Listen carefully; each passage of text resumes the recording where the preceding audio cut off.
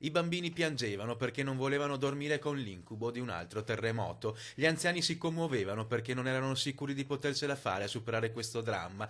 Questi tragici racconti dei volontari. A 6 anni dal sisma che ha sconvolto l'Abruzzo nel 2009, per gli alpini della Protezione Civile dell'ANA è arrivata la possibilità di incrociare ancora quegli sguardi, i volti delle persone che 6 anni fa chiedevano aiuto ed ora sono ancora pronti a ringraziare. La cosa bella che mi è rimasta nel cuore è il sorriso della gente quando sono partiti.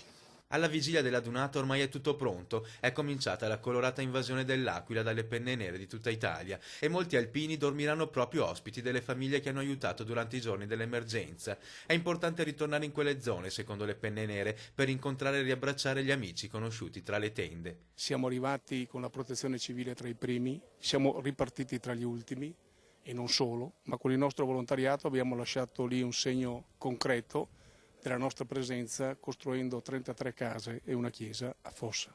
I volontari della Protezione Civile dell'ANA sfileranno secondi nello schieramento che domenica 17 maggio attraverserà il centro dell'Aquila. L'apertura dell'88esima dunata delle penne nere è prevista per venerdì mattina in Piazza d'Armi alle 9 con l'alzabandiera. Sarà una grande festa che durerà 3 giorni e le penne nere del Triveneto saranno le più numerose. I dati che abbiamo oggi sono sui 300.000 e il Veneto ne fa la parte da padrone, siamo al 50% quasi dell'intera forza associativa, per cui di questi 300.000, 150.000 provengono dal Veneto. La sfilata durerà 12 ore, inizierà alle 9 fino al tramonto. Gli alpini attraverseranno la città tra gli applausi dei cittadini abruzzesi per ricordare che il cuore degli alpini veneti è rimasto lì.